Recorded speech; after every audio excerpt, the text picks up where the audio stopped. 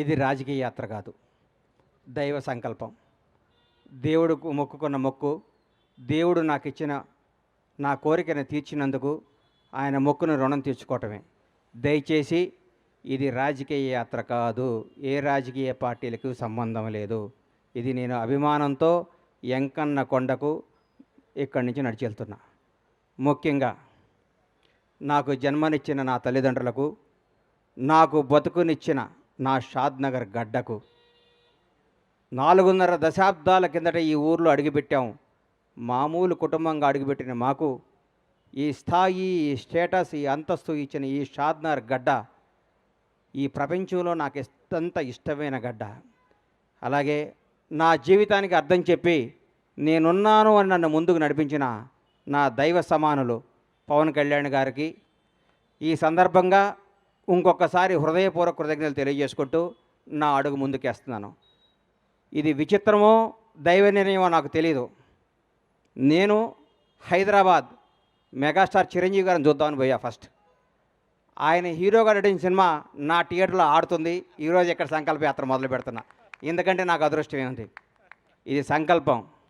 ఓ రోజు ఉదయాన్నే 4 4:30కి నేను నిద్రలేసే అలవాటు. లేవంగానే నా ఫోన్ చూస్తే నంద్యాలలో చంద్రబాబు నాయుడు గారు అరెస్ట్ చేస్తున్నారు అని చెప్పారు. షాక్ అయిపోయాను.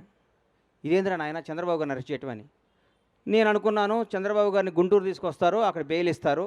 బెయిల్ ఇచ్చినాక ఒక నాయకుడు 15 ఏళ్ల పాటు ముఖ్యమంత్రిగా చేసిన మహోన్నత వ్యక్తి, 40 ఏళ్ల సుదీర్ఘ రాజకీయ జీవితం కలిగిన వ్యక్తి, ప్రపంచవ్యాప్తంగా తెలుగు వాడికి గుర్తింపు తీసుకున్న మహోన్నత శక్తి, ఆయనకి ఎందుకు జరుగుద్దులే అనుకున్నాను. సాయంత్రం వరకు ఆ నిద్రాహారాలు మాని చూస్తూ ఉన్నాను, ఎప్పుడు వస్తుందా అని. రాంగాల ఆయన జైలుకి పంపిస్తున్నామన్నారు. అప్పుడు కూడా మనసును చంపుకున్నాను.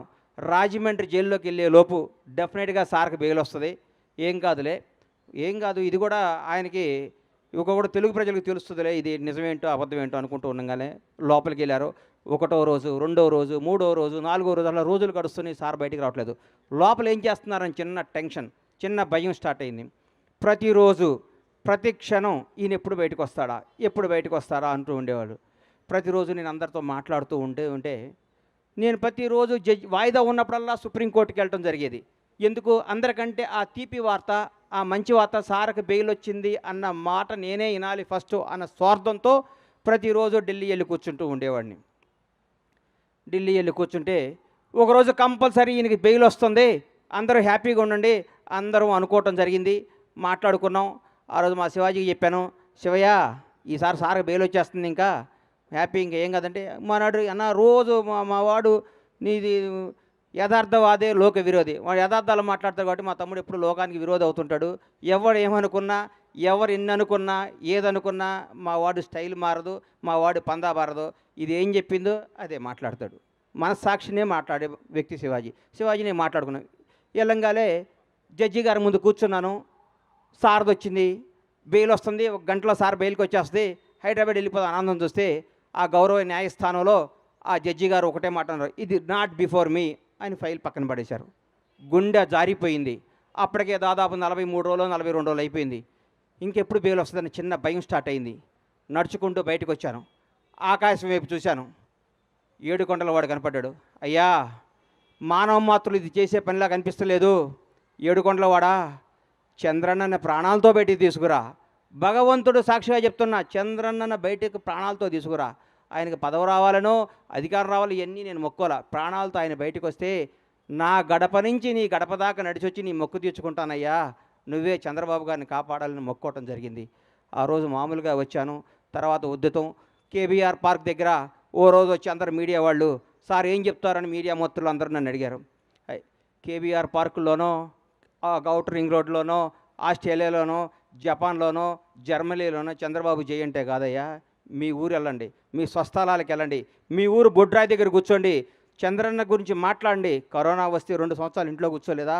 నెల రోజుల పాటు మనకి బతుకునిచ్చిన చంద్రబాబు నాయుడు గారి కోసం మనం నెల రోజులు కష్టపడలేమని ఉద్యమాన్ని తెలరేపితే సోదరిమణులు, ఆ రోజు ఐటీ పీపుల్స్ అందరూ, మన తేజస్విని కానీ ఆ టీం అందరూ కానీ, మా శివాజీ కానీ, మేమందరం ఒక టీంగా వచ్చి గచ్చిబౌలిలో ఆ రోజు అద్భుతమైన జరిగి భగవంతుడి దయ వల్ల, 7 కొండల వాని ఆశీస్సుల వల్ల, దైవ సంకల్పంతో 52వ రోజు మహానేత, తెలుగు జాతి గర్వించదగ్గ తెలుగు బిడ్డ నారా చంద్రబాబు నాయుడు గారు బయటకు వస్తుంటే నాలో టెన్షన్.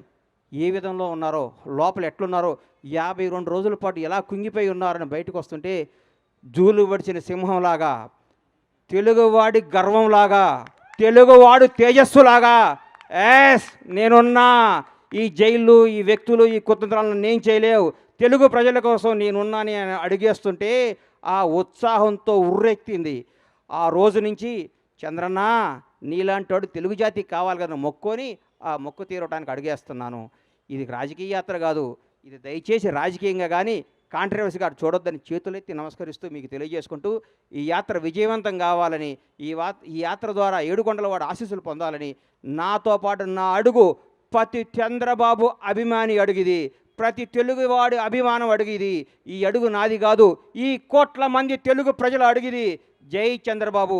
ఈ అవకాశం ఇచ్చిన ఏడుకొండల స్వామికి, నాకు సహకరించిన నా షాద్నగర్ ప్రజలందరికీ హృదయపూర్వక ధన్యవాదాలు తెలియజేసుకుంటూ మీ సహాయ సహకారాలు, మీ అభిమానం, మీ ఆశీస్సులు ఉండాలని కోరుకుంటూ సెలవు తీసుకుంటున్నాను.